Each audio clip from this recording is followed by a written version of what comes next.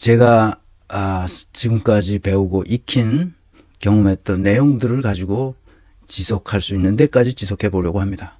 많은 사람들이 사랑해 주시고 후원해 주시고 응원해 주신 덕분에 여기까지 왔습니다. 아무쪼록 이 강의실에서 배운 것들이 우리 사회에 널리 퍼져서 정말 아름다운 국가, 아름다운 문화국가, 아름다운 경제적 대국이 될 수 있도록 그렇게 했으면 좋겠습니다.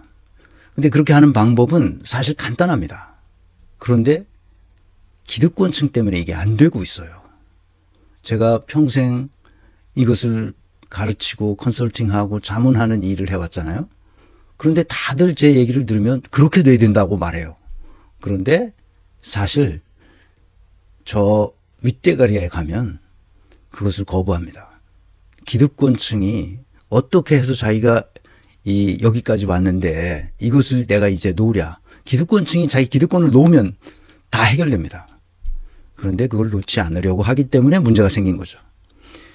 윤석열 사태도 똑같습니다. 그리고 지금 기득권 세력도 똑같습니다. 국힘당 세력도 똑같습니다. 자기들이 가졌던 그 기득권을 내려놓으면 되는 거거든요. 기득권을 가지고 있으려면 그것에 걸맞는 사회적 공헌을 할 때만 그 기득권이 용인되는 거예요. 그렇지 않기 때문에 우리가 이게 지금 이 험한 세상을 살아가고 있는 겁니다. 그것은 판사들도 마찬가지고 검사들도 마찬가지고 모든 자격증을 가지고 있는 사람들이 그 생각을 하지 않고 있기 때문에 그런 거예요. 그러니까 전관예우가 발생하고 그러니까 사건들을 조작하고 왜곡하고 없는 일을 있다고 말하고 그런 일들이 온갖 거짓말이 난무하는 사회가 됐단 말이죠. 너무 안타까운 일이죠. 제 강의를 시작합니다. 바로 전에 나온 6시 45분에 나온 연합뉴스입니다. 헌재에서 한덕수가 재판관을 지명한 것은 일단 효력을 정지시켰습니다. 나는 왜 한덕수를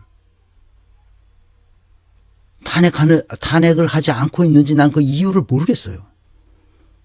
헌재에서 달리 또 보내왔으면 또 탄핵하면 됩니다. 국회가 할 수 있는 일인데 왜 안 하죠? 한덕수가 뭐예요? 우원식은 한덕수에 꾀인 게 있어요? 왜 이런 더러운 놈을 그냥 놔두고 있느냐 말이에요. 최상목도 그렇고. 지금 우원식이 이런 짓을 하고 있다는 것을 내가 나중에 다 정보를 수집해서 알려드릴 거래요. 이러면 안 되는 겁니다. 위헌 상태가 지속되고 있는데도 왜 가만 놔두죠?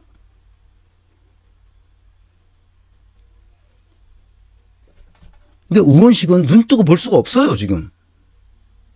바로 탄핵하면 됩니다. 헌재가 다시 돌려보내면 헌재를 탄핵하세요. 위헌 상태가 있는데 왜 안 합니까?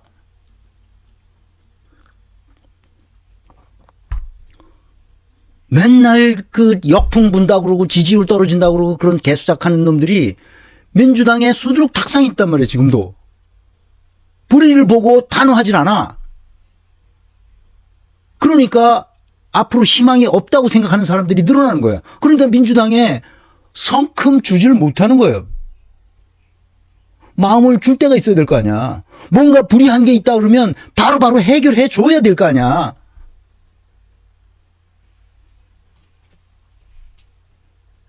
나는 민주당이 이따위로 하면 가만두지 않을 겁니다. 도대체 아니 위법 상태가 계속되는 거를 눈뜨고 보고 있어. 역풍 분다고. 역풍을 한 번이라도 맞아본 놈이 그런 말을 하면 나는 말을 안 하겠어. 뭘 역풍이 불었어 지금까지. 내가 그 우원식을 비롯한 이 다선 의원들 나 이 빌어먹을 놈들이라고 말하는 거예요, 내가. 최상목이 탄핵하세요. 한덕수 탄핵하세요. 부탁합니다. 오늘 이 얘기를 하려고 그러는 게 아니라 내가 강의를 준비하면서 이제 다 준비됐어요. 됐는데 보니까 그 한덕수 재판관 지명을 효력 정지시켰더라고. 전원 일치로.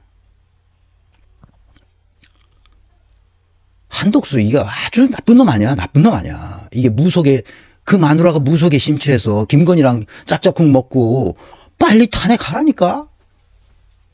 아, 참. 저런 놈들이 국회를 장악하고 앉았어요, 지금.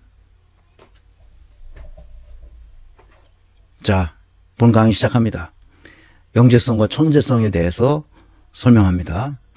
영재성과 천재성은 좀 달라요. 영재성은 뭐냐면 학습 속도가 아주 빠릅니다. 그래서 뭘 가르치면 아주 빨리 학습해요. 그리고 하나를 가르치면 둘을 깨우쳐요. 아, 그게 그런 거로구나 깨우칩니다. 그게 성인 영재든 영재 아동이든 똑같습니다. 학습이 빠르죠.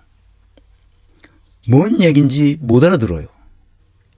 영재성이 없는 사람들은 일반인들은 저 같은 일반인들은 몇 번 읽어야 아 이게 이런 거였구나 하고 이렇게 파악합니다. 속도가 느리죠. 그러니까 끊임없이 책을 보고 끊임없이 그 위대한 인물들이 남겼던 글들을 읽으면서 그 위대한 인물들이 생각했던 생각에 감탄하곤 하죠. 그것도 가끔 잊어버려서 어쩔 수 없이 다시 또 읽어보고 그럽니다. 그래서 인구의 일정 부분은 이런 영재 아들이 태어납니다. 놀랍죠. 그런 영재 아들이 많게는 15%, 적게는 5%. 그러니까 평균 인구의 10%는 영재성을 가진 아이들이 태어나죠. 그렇게 태어난 아이들은 그것이 계속 갑니다. 중간에 무슨 다른 것이 없는 한 타고난 것이기 때문에 계속 가죠. 그런 영재성이 나이 들어서 나중에 발현되는 경우도 있습니다. 그 씨앗이 숨겨져 있다가 어떤 환경에 만나서 그런 영재성이 발현되기도 합니다. 내가 왜 이걸 아느냐? 제가 한양대학에 가서 학생들 가르칠 때 바로 그 영재성을 가진 과학 분야의 인재들을 별도로 뽑아서 주로 과학고등학교 나온 애들인데 애들을 뽑아서 몇 년간 가르친 적이 있어요. 그래서 영재성이 뭔가 그때부터 연구하기 시작했습니다. 그래서 우리나라에서 영재 아들을 따로 뽑아서 가르친다는 사실을 알았죠. 그런데 전 세계적으로는 이 영재성 있는 아이들을 따로 뽑아서 가르치는 나라는 몇 되지 않습니다. 미국에서는 그렇게 따로 뽑아서 가르치죠. 중국에서도 그러는 것 같습니다. 몇몇 나라가 그렇게 합니다. 그래서 제가 늘 참조하는 게르만 모형을 쓰는 나라들에서 영재성 있는 아이들을 따로 모아서 가르치는지를 조사했죠. 없습니다. 영재성 있는 아이들이 일반 보통 아이들하고 같이 학급에서 공부합니다. 영재성 있는 아이들은 답답하죠. 그래서 교사들이 그런 아이들을 별도로 학부모를 불러서 지도해 줍니다. 어떻게 지도하느냐? 얘는 그런 영재성을 가지고 태어난 아이들 같다. 아이로 보인다. 그랬을 때 부모가 이 아이에게 가르치는 것을 어떻게 해야 되는지를 가르쳐 줍니다. 그것이 뭐냐? 이 아이는 우리 사회가 만들어낸 아이다. 그러니 이 아이가 타고난 재능을 다른 아이들에게 봉사하는 그런 훈련을 시켜줄 필요가 있다. 이렇게 가르칩니다. 다른 아이들하고 같이 협업을 하고 좀 모자른다 싶은 아이들은 가르쳐주고 그래서 협력하도록 이끌어줍니다. 그러나 특별해서 보통 아이들하고 같이 협력할 수 없는 아이들도 있습니다. 그런 아이들은 별도로 만들어서 그 학교에 보내줍니다. 적응이 안 되는 거예요, 이 사회에. 그런 사람들은 별도로 클래스, 그 별도 학교에 보내서 배우게 하죠. 뭐 이런 학교들이 다 무상 교육을 하니까 부모들은 자기 자식을 위해서 그런 학교에 보내죠. 일종의 특수학교죠. 우리는 특수학교는 뭐 장애 하나 보내고 그런 거라고 생각하는데 그렇지 않습니다. 일반적인 영재성을 가지고 태어난 아이들은 일반 보통 아이들하고 같이 공부할 수 있도록 그렇게 가르칩니다. 별도로 따로 떼어서 별도 학급을 만들고 별도 학교를 만들어서 영재 아들을 막 훈련시켜. 우리 과학고등학교가 그 짓을 하고 있어 지금. 그래서 어떻게 됐나요? 이준석 같은 아이가 나옵니다. 과학고등학교 나오면서 또라이가 되는 거죠. 이게 우리나라 교육의 비극입니다. 다른 사람과 자기는 특출나다고 생각하게 만들어 놓았어요. 특출난 학교가 없습니다. 다 똑같아요.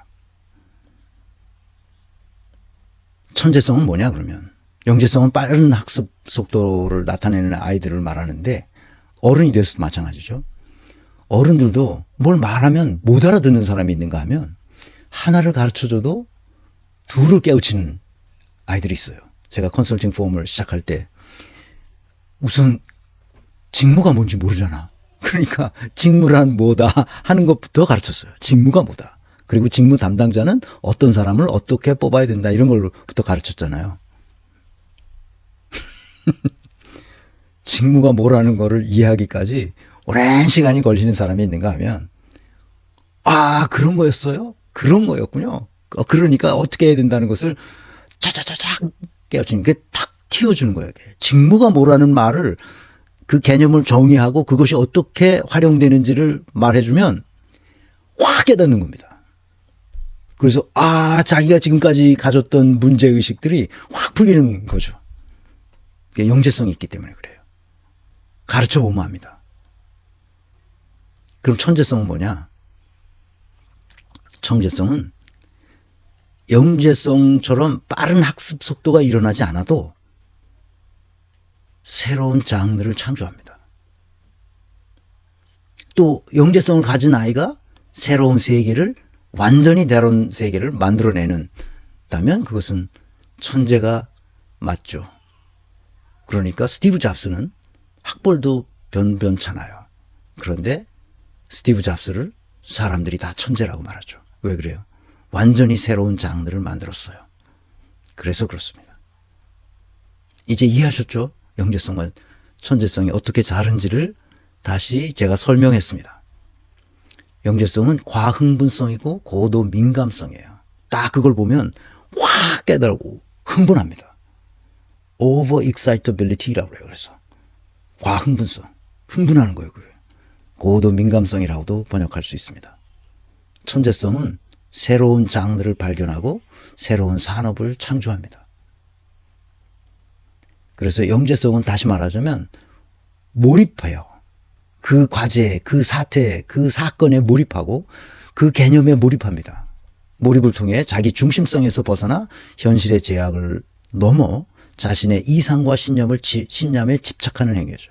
키워드는 몰입한다는 게 특징이고 몰입하면 잘 몰라. 다른 게 잘 생각이 안 돼요. 분석적, 개념적 사고력과 학습 능력 등으로 같이 상호작용함으로써 영재성이 확 드러나죠. 영재성은 크게 보면 5가지로 나눠져. 신체적 영재성, 감성적 영재성, 상상적 영재성. 이게 이제 문학인들이 그렇게 합니다. 지성적 영재성, 이것은 학자들이 그렇게 하죠. 감정적 영재성이 있습니다. 이 책에서 제가 계속 설명했으니까 혹시 이 책이 있더라도 이 부분을 그냥 넘어가신 분들은 자세하게 찾아보시길 바랍니다. 그러면